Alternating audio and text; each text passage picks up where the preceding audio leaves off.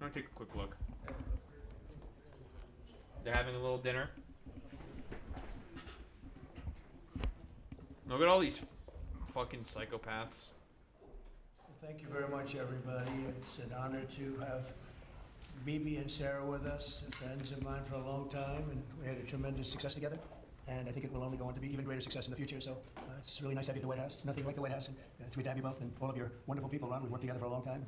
We've done well together. We had a great time. We say it's a lot of work, but we had a great result recently, and we're gonna have a lot of great results. So it's great to have you. Thank you very much. Thank you. I want to express the appreciation and admiration not only of all Israelis, but of the Jewish people, and many, many admirers around the world for your leadership of the free world, your leadership of the just cause, and the pursuit of peace and security, which you are leading in many lands. Yeah, just cause, dude. Yeah, just like killing a bunch of Palestinians. A very, very just cause, totally. Now, especially in the Middle East, we have great opportunities. The President has an extraordinary team, and I think our teams together make an extraordinary combination to meet challenges and seize opportunities. But the President has already realized of how to murder people. Forged the Abraham Accords. He's forging peace as we speak in one country and one region after the other. So I want to present to you, Mr. President, the letter I sent to the Nobel Prize Committee. It's nominating you for the Peace Prize, which is well deserved, and you should get it. Thank you very much. This I didn't know.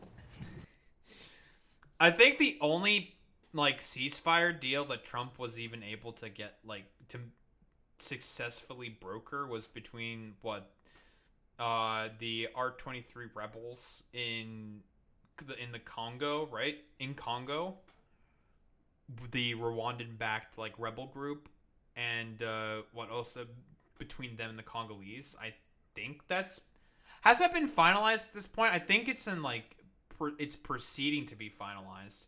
I think that's like the only thing that's like really happened in terms of like successful sort of like ceasefires, right? I guess there's also like the ceasefire between Israel and Iran. That one's like honestly like complete fucking bullshit. Let's be honest here, because like Trump, you're the one who approved the Israeli strikes onto Iran to begin with. Like you're the one who caused that whole shitstorm to begin with.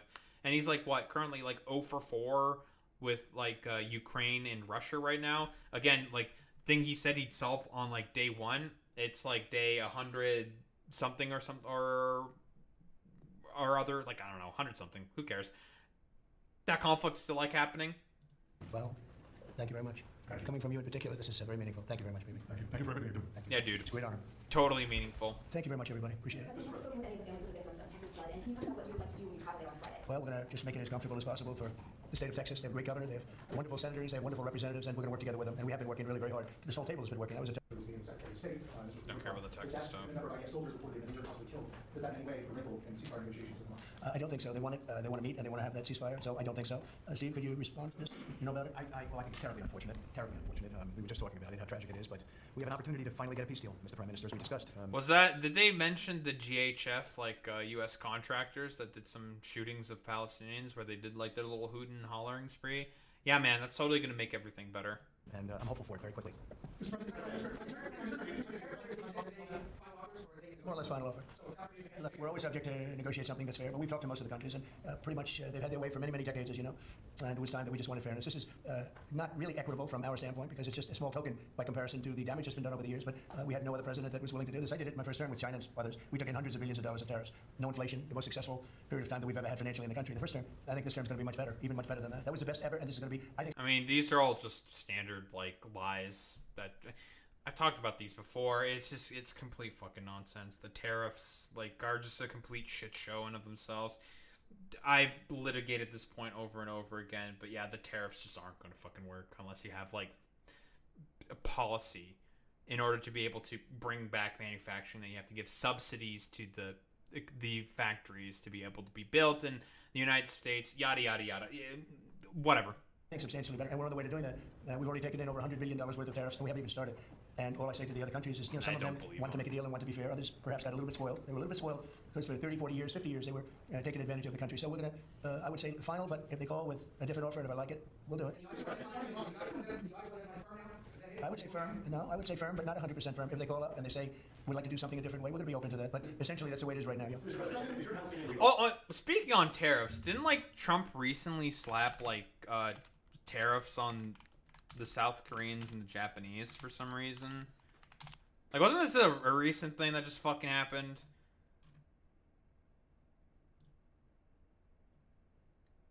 Steep copper tariffs and stores, he broadens his trade war. So he's just doing the fucking tariffs again? Really? One day after he pressured 14 trading partners, again, he says he has like 90 trading deals. It's like, it's bullshit. Like, obviously he doesn't. Including powerhouse U.S. suppliers like South Korea and Japan with fresh tariff letters. Trump reiterated his threat of 10% tariffs on products from Brazil, India, and other members of the BRICS group of countries. Again, like, top G, do nothing and win. Yeah, he's imposing a 50% tariff on imported copper and soon will introduce long-threatened levies on semiconductors and pharmaceuticals. Again, like, he still doesn't understand how tariffs work. It is an import tax on goods that you import into the country. That is how tariffs work. The corporation that needs to import these particular, materials or goods or whatever from these countries, the corporation has to pay that import tax because that's what a fucking tariff is. They pay that tax, and then generally speaking, what is the corporation going to do to make up that lost profit? Offload that onto the consumer, which happens every single time. But Trump wants to make that like not happen. He thinks like that's just not a thing. He doesn't understand how capitalism works or some shit. Like, it's silly. Location plan still on the table. Is there a plan? Has there been any progress in finding Yeah, funding? maybe why don't I let you answer that question? Mr. President, Wait a minute, he's got to answer the question. I think President Trump has a brilliant vision. It's called free choice. If people want to stay, they can stay. But if they want to leave, they should be able to leave. It shouldn't be a prison. It should be an open place and give people a free choice. We're working with the United States. Bro, your defense minister literally said he's going to put a bunch of people into a tent city by Rafah, dude. Like, what the fuck are you talking about? Like, it's nonsense. Very closely about finding countries that will seek to realize what they always say. They want to give the Palestinians a better future. And those who, and I think we're getting close to finding several countries, and I think this will give, again, the freedom to choose. I don't believe him. Again, even if this were the case, this is still ethnic cleansing and ethnic displacement, right? Like, they are currently in their fucking homes, my dude. Like, you just want to get rid of them because, I don't know, like, you're a genocidal fucking freak. Palestinians should have it. And I hope that we can secure it close by. And we've had great cooperation from surrounding Israel, surrounding countries, great cooperation from every single one of them. So something good will happen. Brian, did you have something? Mr. President, you mentioned before you want to go down your legacy as the peacemaker. Are we in the last chapter of closing out peace amongst this conflict now and all the others? Well, I hope so. Look, we did a job with India and Pakistan and Serbia, Kosovo, Rwanda, and the Congo. I still don't understand the Serbia-Kosovo one, I'll be honest. Like, there's just no evidence of that, right? Like Serbia-Kosovo ceasefire? Like, I have no doubt that, I don't know, the Serbs were probably raising tensions with the Kosovars, because that's just the thing that happens. What is he talking about, right? It's from an Albanian news source. It's about to Trump. Serbia was about to clash, but we ended. We worked with them, I think, with Kosovo. During his press, this is at the NATO summit, right. Responding to a question, Trump emphasizes in the recent weeks, the administration have also been engaged in a situation in Kosovo and Serbia without providing further details. General Kane said that Putin has territorial ambitions beyond Ukraine. Do you see the same? Possibly. And this is the quote, right? India, Pakistan, Kosovo, and Serbia, right? He gave no further details, but at another moment, when asked about the difficulty of resolving conflicts, Trump mentioned Serbia, which according to him was on the verge of starting a clash, without specifically saying whether it was related to Kosovo. Again, there's just no evidence of this. Again, the only thing that they've done was just Rwanda and Congo. That's really about it.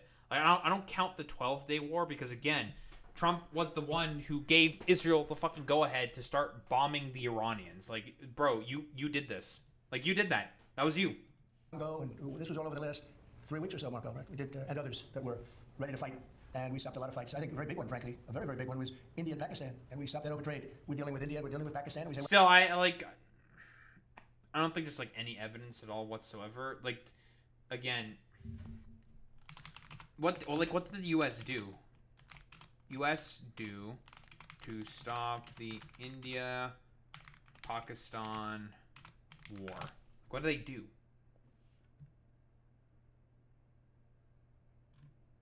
Like, what do they do? Like, how do they prevent the war? Is this even true? Prevented a war between India and Pakistan. Trump again repeated the claim that he stopped the war between India and Pakistan by telling the two neighbors that Washington will not do trade with them if they continued fighting. Is that the stipulation? There's like, no more trade. Is that it? Mr. Rubio also did a job with India and Pakistan, blah, blah, blah, blah, blah. Is that it? Stopped a lot of fights. Yeah, this is a recent thing that we just saw. Both nuclear powers. I think stopping it is important. Okay.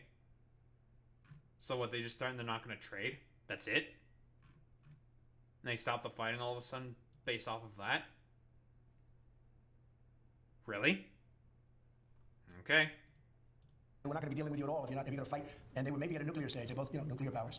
And I think something that was very important. We're trying to help out with a Biden-created monster, this whole thing that's happening with Russia and Ukraine. It's a horrible thing, and I'm not happy with President... Yeah, you had a role in playing that is whatever. Putin at all. But this is something that would have never happened if I were president. This was a war that was never going to happen. Go ahead, Ron. I was going to say, how would you address your critics? It's silly. Like, the Ukraine... He has no idea about the dynamics of the Ukrainian conflict at all. World War III, and in fact, you're solving all the I'm stopping wars. And I hate to see people killed. Like, as an example, Ukraine and Russia. They're not Americans there being killed. They're not Israelis that are being killed. These are all Russians and all Ukrainians. But it's 5,000, maybe 7,000 last week, 7,500 last week, mostly soldiers.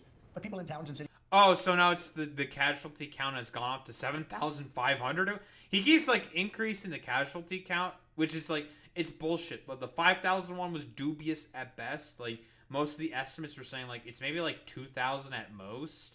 Like when he was doing the 5,000 claim, now it's gone up by like what to 7,000. Yeah, it's ridiculous. Cities that are getting hit, but mostly death is mostly soldiers now. So they don't come from here, but it's 7,000 last week souls. And if I can stop that, they have parents and they have sisters and brothers and getting married and who knows? They're just people, but they're souls. And if I can stop a war, because I have an ability to do so, I'm disappointed, frankly, that President Putin hasn't stopped. I'm not happy about it either. Yes.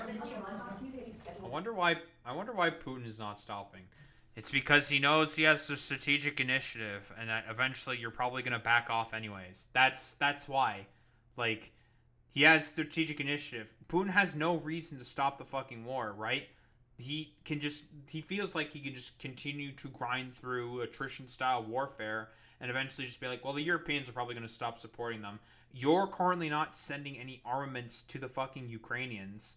Like, if you want Putin to stop the war, then you should be sending as many weapons as possible to Ukraine so that they can, fight and bring the Russians to the table. Get them to a position where they can't make any more further investments within the fucking country. Well, so far, it's like little by little. It's going to take like, in the current projections, it's going to take like years for the Russians to be able to conquer the full country, right? Like by military force. Like, it's probably not going to fucking happen. Probably not, unless like something ridiculous happens. But you not sending any armaments and not working with the fucking Ukrainians is making is exacerbating the situation. It's ridiculous. We have scheduled the round dogs, and they want to talk. They took a big drubbing. I think when we hit the three sites, really, I would say the three sites, not just the one. The one was a big one, and it was deep in granite, and it was obliterated. It turned out the Atomic Energy Commission said it is obliterated. I just want to take our hats off to those incredible flyers, the people that flew that big machine, and frankly, the mechanics and everybody else. They had zero. They flew for 37 hours with zero problem mechanically. I mean, when you think in carrying the biggest bombs ever. The biggest bombs that we've ever dropped on anybody. Such big bombs. We want to keep it non-nuclear, by the way. But they did. Anti-war guy, by the way. Yeah, very anti-war. Look at how big the bombs I'm dropping are. The biggest, the greatest, the best. Again, like everyone is saying, like, yeah, their program's been set back by probably a few months. Again, like, the Trump administration told the Iranians where they're going to attack, when they're going to attack, and again, why. More than likely because of the fissile material that exists within those particular sort of facilities. They more than likely took that material out of those fucking facilities that were probably going to get hit. And why would they do that? Oh, so that they don't get hit, don't kick up a bunch of nuclear dust into the fucking air and have it irradiate and spread amongst a bunch of different countries and also within Iran itself. Crazy, which would make everything significantly worse in the region. It would only, because again, Russia not that far from Iran, if geographically speaking. the dust could potentially be kicked up that far within the fucking atmosphere, and people could get irradiated and die and get cancer because of this shit. A phenomenal job. It was an amazing job, and I think that was, I was talking to Bibi about it before, that was the very beginning of the end. It ended very quickly after that. I don't want to say what it reminded me of, but if you go back a long time ago, it reminded people of a certain other event, and his Harry Truman's picture is now in the lobby, in a nice location in the lobby where it should have been, but that stopped a lot of fighting, and this stopped a lot of fighting. When that happened, it was a whole different ballgame. Harry Truman. Okay, whatever. Old man rambling. I hope we're not going to have to do that. I can't imagine wanting to do that. I can't imagine them wanting to do it. They want to meet. They want to meet. They want to work something out. No, they're different. They're very different now than they were 2 weeks ago. Is there data to the contacts or specificity? Do you know when and where the next round of contacts will be? Well, I can tell you. I'd rather not say, but you'll be reading about it tomorrow or seeing it tomorrow. Mr. President, what is the holdup currently in He's ceasefire? talking about Iran. In which? In ceasefire between Israel and Hamas, what's currently the holdup? I don't think there is a holdup. I don't think there's a holdup. I think things are going along very well. They just left each other, and it was not a pleasant period of a few days. It was longer than a few days, but this was not a pleasant period of time. And we were at the end. 14 missiles were shot, and every single missile was shot out of the air. It was pretty amazing. That was sort of the end. And they told us they were coming and where they were and what time they were coming. And they said if you'd like to have. Oh, he's talking about the Iranian retaliation.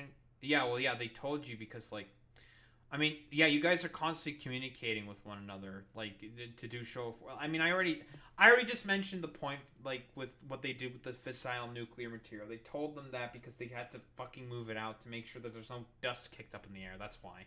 I will do that, and that's respect when they do that. I appreciated that they did that. There was no surprise. We got the soldiers out of the base in Qatar in this case, but they knew they were coming. 14 missiles were coming. 1 o'clock. They said, "Would you like to make it later?" They said, "No, let them come at 1 o'clock." And at 1 o'clock, everybody was, as you know, over 5,000 people left the base, and we had 3 gunners and 3 assistants. And out of the 14 that were shot, all 14 were knocked down, and that was the end. That was about it. And we had a rough time, but sometimes you need the rough time in order to get. I think things are going to be really settled down a lot in the. I don't know. This seems really strange and soy that he's literally your supposed mortal enemy just told you everything, saying yeah, we're gonna shoot these 14 missiles at this one base at this time. What, you want to talk about that any further? It's no, we'll be ready for them, blah blah blah blah blah. And you guys also talk to the Iranians saying okay, we're gonna drop all these bombs here at these locations, you guys be ready for that or whatever the fuck. Yeah, it's silly, dude. And they respect us, and they respect Israel. They respect a lot of things that took place. Nobody's ever seen equipment like what we sent over to knock out those sites. But when those sites were knocked out, essentially that was the end. Do you think that there can be a two-state solution that creates an independent? I don't know. Ask Bibi that question. You have the greatest man in the world to answer that age-old question. 2-state. Go ahead. You give him your honest answer. No. The Palestinians should have all the powers to govern themselves, but none of the powers should threaten us. And that means that certain powers, like overall security, will always remain in our hands. Now, that is a fact. And no one in Israel will agree to anything else because we don't commit suicide. We want. Well, again, the reason why you want the overall power is because you want to make it such that you can just get rid of the Palestinians at any point in time. You want to maintain the hierarchy of, Israeli citizens on top and the Palestinians on the bottom. That's the reasoning. That's the actual reasoning. You guys want to be on the top of the fucking hierarchy, and really just want to have the ability to just ethnically cleanse the Palestinians at will. That's what it really is. Life, we cherish life for ourselves, for our neighbors, and I think we can work out a peace between us and the entire Middle East with President Trump's leadership. Sure, and working man. together, I think we can establish a very, very broad peace that will include all our neighbors. Mr. President, question on Iran. You asserted that there's a complete and total destruction of the nuclear facilities. So what is the basis of the talks going forward? Is it to cap future nuclear activities, ballistic missiles, terror support, economic-based opportunities? It's really a good question because if you remember when it was done, I sort of said, what's the purpose of talking? It's been knocked out completely. But they've requested a meeting, and I'm going to go to a meeting, and if we can put something down on paper, that'll be fine. That'll be good. I think they've gained a lot of respect for us. All right, let's see if Trump goes over 8. They would like to meet, and we're going to have a meeting. Steve, when is that meeting going to be? Do you want to say? Rather, very quickly, in the next week or so. So we'll see what happens. I think it would be nice to memorialize it, put it down, but because of the incredible result of that attack, if you want to call it an attack, I didn't think it was necessary to have it in writing. I think we spoke. That speaks much louder than writing. But I can also understand why they'd want it. And they've been very nice. They've been very respectful. And it began by them telling us about 14. They had to do. You know what 14 represents, right? Do you know what 14 represents? Right? You know that, right? The number of bombs dropped. So it was, representative. We got them all. Yeah, please, behind you, please. No, you. So this question, Prime Minister, the lucky next mayor of New York City, Zoran Mamdani, right? So it's the local area of Israel. Zoran Mamdani? What the? He was mayor. Is that something you take seriously? Are you concerned about that? Get response to that? No, I'm not concerned about that. I'll get them out. Look, there's enough craziness in the world, but I guess it never ends. You have this is folly, and it's it's silly in many ways because it's just not serious. But what is serious is the question I was asked before. After October 7th, people said Palestinians had a state, Hamas state in Gaza. And look what they did with it. They didn't build it up. They built down into bunkers, into terror tunnels. After which they massacred our people, raped our women. Yeah, sure, dude. Totally. Yeah, exactly. They built it down. What the fuck are you talking about? You keep bombing and discriminating against the fucking Palestinians all the time. I wonder why there's a heavy militarized faction within Gaza, dude. Okay, dude. Listen, I, Benjamin Netanyahu, accept no responsibility for any of my actions within Palestine at all whatsoever to the Palestinian people. I have clearly done nothing wrong. We already know why Hamas did the attack on October 7th to begin with. Also, yeah, there's an ICC warrant out for your fucking arrest. Like, of course, like, Zoran Mamdani is, like, complying with international law, saying, like, yeah, I'm gonna arrest you. Like, fuck you. Like, you're doing ethnic cleansing. Like, fuck off. You're getting arrested? There's a warrant out for your arrest? Like, what do you want? I'm gonna follow through with it? Cope about it? Seethe, mauled? Like, good luck with that. It's really silly and ridiculous that, like, again, we know why Hamas did the attacks, right? They did the attacks because of the Abrahamic Accords, because they were backed into a corner politically, and it was just a situation where it's just like, well, damned if you do, damned if you don't kind of a deal. They had to act out, and they decided to fucking lash out. It was inevitable because they had no more allies, and they were completely fucking isolated and cut off from everybody because of the Abrahamic Accords. So it's just like, well, you know, we're going to have to do this attack in order to be able to try to make sure that we can, well, disrupt the goddamn Abrahamic Accords. And guess who was the one who made it such that the Palestinians have no seat at the table when the Abrahamic Accords were being negotiated? Oh, it was Benjamin Netanyahu telling Trump to not let the Palestinians in. Crazy. Beheaded our men, invaded our cities and our towns, and our kibbutzim, and did horrendous massacres, the kind of which we didn't see since World War II and the Nazis, the Holocaust. So people aren't likely to say, let's just give them another state and it'll be a platform to destroy Israel. We work out a peace with our Palestinian neighbors, those who don't want to destroy us, and we'll work out a peace in which our security, the sovereign power of security, always remains in our hands. Now, people say it's not a complete state, it's not a state, it's not that. We don't care.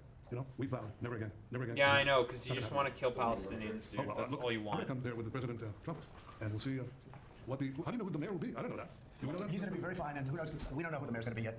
But this is a communist. He's not a socialist. He's a communist, and he said some really bad things about Jewish people, and he said some really bad things about a lot of people. And I think he's going through a little bit of a honeymoon right now, but he might make it. But you know, it all comes through the White House. He needs the money. Oh, they are terrified of Zoran Mamdani, dude. They got nothing on him. He's a socialist. He's a communist, you know, like, yeah, because it's going to be a huge turnoff to people at this point. Yeah, it's nonsense. Through the White House, he needs a lot. He's going to behave. He'll behave. He better behave. Otherwise, he's going to have big problems. But it's a philosophy that this country is not ready for, and it never will be. And by the way, we have a man with us who thought this was going to be a very glamorous, easy job. He's the ambassador to Israel, Mike Huckabee, former governor, former everything. I'd say he's a former everything, and respected and loved by everybody. And he loves Israel. He loves the state of Israel, and nobody loves it much more. And he's not Jewish, and he loves Israel. And he wanted to be there. I said, you know, Mike, it could be dangerous. No. I wonder why Mike Huckabee He was in every loves bunker you could be Israel. in. He was running around from bunker to bunker, but he's still with us, fortunately, and he's done a great job. Would you say a few words, Mike? Just want to say what an honor it is to serve you, Mr. President, and to see a historic horizon that we were looking at in the Middle East. And when the President made his trip to the Middle East, and then he really reached out to the new Syrian government, knowing they needed a partner, and knowing that they could pick the wrong partner.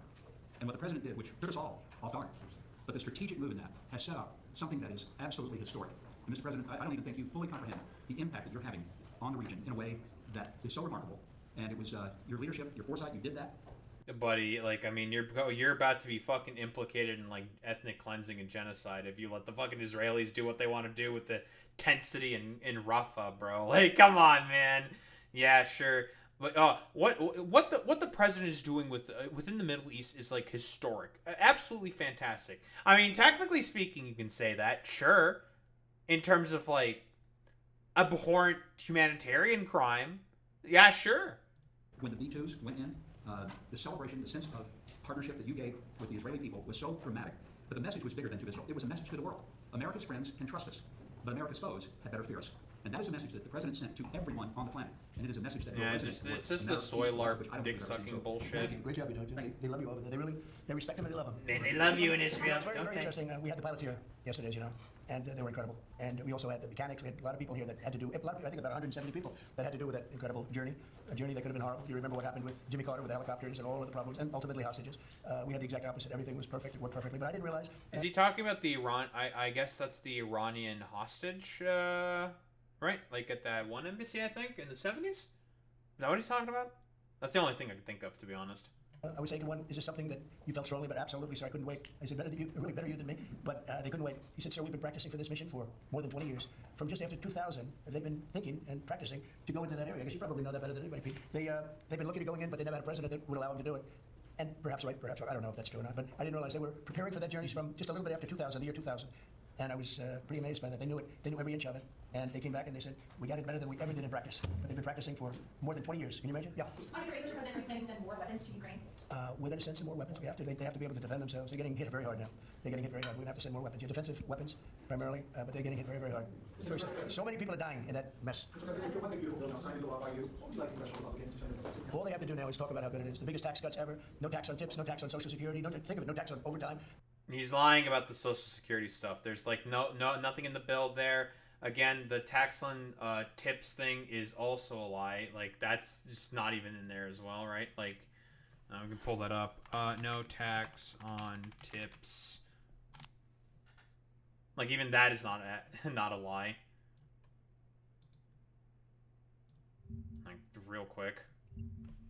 No tax on cash tips. Only if you make under $25,000 a year and itemize your deductions, losing the $15,000 standard deductions. A standard deduction, in other words, you've been conned. Yep. Normally you'd have, $15,000 deducted from your taxes if you're already making, $25,000 in fucking tips. Normally $15,000 of that would be deducted from fucking taxes. Well, they got rid of this fucking provision. So guess what? It's bullshit. From a business standpoint, the jobs are coming in like we've never seen them before. As soon as that was signed, there were 9 factories that announced that they were building the one-year deductibility, things that from a business standpoint you'd understand. The jobs that are being created. And one of the things that is, and this is also that, but it's also because of the tariffs, a tremendous success. We're taking in hundreds of billions of dollars in tariffs. And one of the things that is so exciting is the number of companies. We've already talked about the tariff stuff. The fucking tariff is going to be furloughed on the American consumer. Like, he still doesn't get how tariffs work, dude, because he's like stuck in like the 1880s or some shit with like William McKinley, folks. I love William McKinley. He did such a good job, even though he's like one of the main reasons for as to why the Great Depression happened. But Trump's gonna be long dead before the Depression happens, so we're gonna have to deal with the fucking consequences of that shit. And car companies where they're building plants. AI is the big thing. We have over $15 trillion announced already, and it's been, really, I would say it's been during the last 3 months. But we hear he's exaggerating that $15 trillion figure. That's bullshit. For a short period of time, and some administrations never had anywhere near that number for a whole term, probably for a whole 2 terms. But we're up to over $15 trillion coming into our country. There's never been anything like it anywhere in the world. There's never been an investment like that anywhere in the world. Look, I told this story, and I just told it to Bibi backstage. I was talking to him, and I said, the King of Saudi Arabia, smart guy, and also we went to Qatar, and we went to UAE. Really 3 strong leaders, smart guys. They all told me the same thing, and then that was reiterated at NATO just recently when we got back, when they agreed to spend $1 trillion a year, by the way, which is about 3 times what they were spending. But they all said the same thing. We thought your country was dead. Wait, 3 times what they are spending? Huh? That I know is complete fucking bullshit. There's no fucking way it's 3 times the amount. Also, not even all the countries fucking agree to that. Again, it's nonsense. Horrible term, right? We thought the United States of America was dead, and now you're presiding over the hottest country anywhere in the world. We're the hottest country in the world. I think Bibi would admit. Yeah, again, like it's very strange. Like I've talked about this before. He just wants to furlough the actions of like U.S. imperialism and Western imperialism onto the Europeans for some reason. Again, you're the one who just proposed the $1 trillion spending raise on the military that you want to do, and you yourself aren't even going to be at 5% spending for fucking the defense budget. It's complete fucking nonsense. Like. He's just doing this because he just wants to spite the Europeans. That's like the pure point of this spending raise of within NATO for defense spending of European countries. It's nonsense. Even hotter than Israel, though Israel was pretty hot about a week ago, I can tell you, for the wrong reasons. But we are the hottest country in the world right now, and it happened faster than anybody thought possible. But we have over $15 trillion, and that means jobs, and that means building, and that means things like we've never seen before. So all we can do is keep working hard. There'll be always surprises. Some of the surprises are going to be bad surprises.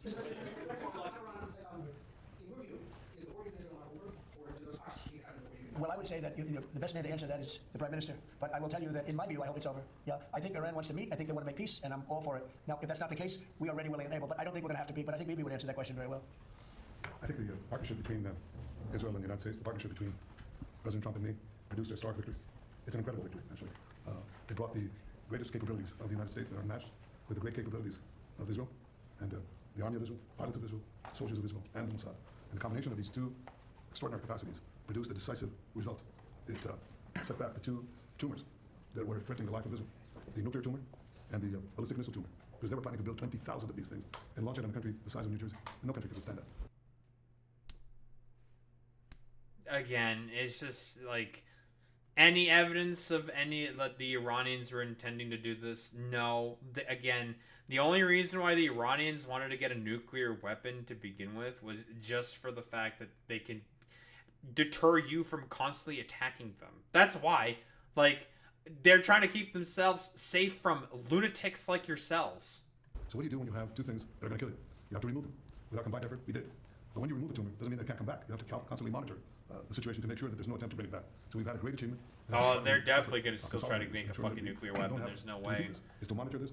Like, given the fact that not even the Russians or Chinese really, like, helped the Iranians whatsoever. Like, they provided, like, no support, basically, when the Iranians were getting constantly attacked. They are definitely going to do everything possible to get a nuclear weapon. I have, like, without a shadow of a doubt in my mind, they're going to get one. Carefully. Of course, the President and I are talking about it, our teams are talking about it, but there's no question this is a historic victory. And I think, as was said here today, this has already changed the face of the Middle East. But I think that there's an opportunity here to create a historic expansion of the Abraham Accords, which were themselves an act of history, that deserve a Nobel Prize for the President. But I think the opportunities are much bigger, and I hope, I'd like to believe, that Iran would not test our fortitude, because it would be a mistake. Ready to go differently. I think it's up to the people of Iran. So I've been speaking about Syria. The Trump administration was fully supportive of changes in Syria back in the new regime there. Obviously, you're a bit more cautious from a security standpoint. Are you comfortable with the pace of change of the security situation vis-a-vis Syria right now? I think there's an opportunity to explore. I think that everyone understands that the situation has changed. Before that, Iran was essentially running Syria, okay, directly through Hezbollah. Hezbollah has been brought to its knees. Iran is out of the picture. So I think this presents opportunities for stability, for security, and eventually for peace. And I think that's been opened up also by the fact that the president has. I mean, you guys are currently bombing the southern parts of Syria, you know, doing a partial occupation of there. You know, nice meme. Has opened up a channel. So they have something. There's a lot to lose by going back to conflict. And there's a lot to gain by moving towards peace. And I think that opportunity has been opened by the president and by the changed security situation which we brought about with the collapse of the Assad regime. Are there direct talks with the Assad government? Now, let's suppose there were. Would I answer yes? No. Right? That's my duty to ask. Right? It's your duty to ask, and my duty to ask you back. So. You know, at the request of a lot of countries in the surrounding area of the Middle East, including Bibi, we took the sanctions off Syria, and I met the new leader. I was very impressed by him. Somebody said, well, he comes from a very tough background. I said, well, you know, I'm not that surprised. It's a tough part of the world. But I was very impressed by him. But we took the sanctions off because we want to give them a chance. They would never have had a chance without the sanctions. And one of the things we have with Iran is, you know, we have they call it biting sanctions. They got very biting sanctions. And I would love to be able to, at the right time, take those sanctions off, give them a chance at rebuilding, because I'd like to see Iran build itself back up in a peaceful manner and not going around saying death to America, death to the USA, death to Israel, as they were doing. You know, they were the bully of the Middle East, and now they're not the bully anymore. But they were saying. Bro, what the fuck are you talking about? Iran was the bully of the Middle East? Buddy, you're the one who decided, like, okay. Who was the one who did the invasion of Iraq and Afghanistan? You know, that was the US. Okay, sure. Who was the one who did, like, fucking occupations of those countries for, like, at least a decade or two? Oh, that was the US, okay. Like, the Iranians are the main fucking bullies. All because they have, like, their proxies shoot, like, some fucking bottle rockets every now and again. Yeah, it's nonsense. Terrible things. I would like to see them. They have such potential. You know, they have the oil power. And they have great people, smart people, energetic people, amazing. And I know so many Iranians from New York. I have a lot of friends, and they're great people. So it's a shame when you see a thing like this happen. But I think that taking the sanctions off of Syria is going to give Syria a great shot at making it. Mr. President, a congressional question. Are there any executive orders that you'd like to see Congress focus on when they come back in session? Do you have any that you prioritize to go first? Well, we've done a lot of them in the last, as you know, and I always say the great, big, beautiful bill. I had the word great, but it was the largest bill of its kind ever passed. We were talking about it before. It was a beauty. But you know, a lot of the things that we did, executive orders, have been codified in the legislation that we just had passed, and we're going to be sending in a lot more over the next period of about 2 months separately. But a lot of it was part of that beautiful big bill. Mr. President, on tariffs, what happened to 90 trade deals in 90 days? We've spoken to everybody. We know everything. It's all done. I told you, we'll make some deals, but for the most part, we're going to send a letter. We're going to say, welcome to the United States. If you'd like to participate in the greatest, most successful country ever. I mean, yeah, there's just no evidence of that whatsoever. He's just lying. Like, it's just complete nonsense. Yeah, dude.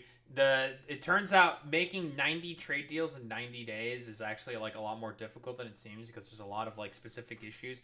And if you just decide to do random, like, I don't know, trade war bullshit, like, again, you just decided to put fucking sanctions on the Koreans and the Japanese for copper and stuff like that. Like, it's complete fucking nonsense. There's, like, no deal that's going on here. Like, what do you mean? Like, what do you mean? You're just trying to bring them to their knees, and they're probably not going to comply and be like, the fuck off with this bullshit. We're doing better than ever. We have, I don't think, and you're going to see these numbers soon. We've never had numbers like this. We've never had investment like this. We have more than 90. We're going to have much more than 90, but most of those are going to be sent a letter. This is exactly what I said. Now, we made a deal with United Kingdom. We made a deal with China. We made a deal. We're close to making a deal with India. Others we met with, and we don't think we're going to be able to make a deal, so we just send them a letter. If you want to play ball, this is what you have to pay. Does he really believes that sending them a fucking letter means that a deal gets done? That's not how that works. You sent them a letter. okay, maybe they just like said like, all right, cool letter, whatever, we don't care. Like, this isn't fair for us. Like, the fuck are you doing? Like, talk with us or something. Like, what do you mean, letter? Stupid. So, as far as I'm concerned, we're done. We're sending out letters to various countries telling them how much tariffs they have to pay. Some will maybe adjust a little bit depending if they have a clause. We're not going to be unfair about it. And actually, it's a small fraction compared to what we should be getting. We could be asking for much more. But for the sake of relationships that we've had with a lot of really good countries, we're doing the way I do it. But we could be getting a lot more. We could ask for a lot more than what we're asking for. You'll say we're done because you're sending the letters to follow and asked earlier. More trade, war, bullshit. Let's go. Here it is. Congratulations. Welcome to the United States. I hope you make a lot of money and you're going to pay us money. They were ripping us. They were charging us tariffs at levels that nobody's ever seen before. We have some countries who are charging 200% tariffs and making it impossible to do business. And what the tariffs... Okay, that's not how... Again, the only reason why 200% tariffs go into effect is to make sure that their own domestic markets can also be able to... Okay, so the example is with Canadian milk, okay? Trump has complained about before that there's they have a 390% tariff in Canada on us. It's like, no. That 390% tariff on dairy specifically that Canada has is based off of a certain amount of quota, right? So if the US hits that fucking quota and decides to export more milk that is over that fucking quota, then there's a 390% tariff on the extra milk that gets sent over. That is just a random local example that I know of because, again, there's like... I've seen like so many Canadian like dairy farm ads on like Twitch alone. It's just like, I don't know why the fuck I'm getting all these dumb ads, like all these damn Canadian dairy product ads on Twitch. It's very strange. Like that's the point. It's to make sure that their own domestic markets do not get overwhelmed by a bunch of stuff that countries are exporting to them. That is the point. They're doing is they're driving people in and companies into the United States. That's why we're building all of the work that you see happening in this country right now, and it's at a record level. All the factories, all of the AI institutions that are being built. It's largely because, well, I think it's because of November 5th, the good election, and I think it's because of the tariffs. Thank you all very much. Thank you. Thank you. Again, same old doddering man bullshit, complete nonsense. You know, I decided to just go over this press conference as well. See, because he had like a press conference with Benjamin Netanyahu. I might as well have just also gone over that shit as well. Again, you know. He talked a little bit about the current plans that Benjamin Netanyahu has in, within Gaza with the ceasefire and whatnot. Again, he basically lies the whole time, as expected from Trump. Just mostly like bullshit. We know what's going on here. Like, it even gets outlined here. It's an ethnic cleansing. That is the point of all of this. The 60-day fucking ceasefire in order to help, like, facilitate this fucking bullshit, okay? It's nice that there's a ceasefire, yeah, sure, but if it's being used to facilitate the ethnic fucking cleansing of Palestinians, then, no, I'm not fucking interested in any of that bullshit. Like, fuck out of here with this shit. Like, this is, like, modern Holocaust of our time, typical fucking bullshit, and guess what? The U.S. is just being complicit in that. And, you know, this dumbass over here is just going to do a little song and dance, a little performance in order to distract all of the dipshit sycophants and lumpen proletariat that are around him, voting for him, putting him in power to make sure that, well, you know, they can pass their wretched, horrible, abhorrent fucking agenda. Because that's what all this shit basically is. It's abhorrent, it's terrible, it's wretched, and, you know, Trump belongs in The Hague for this fucking bullshit.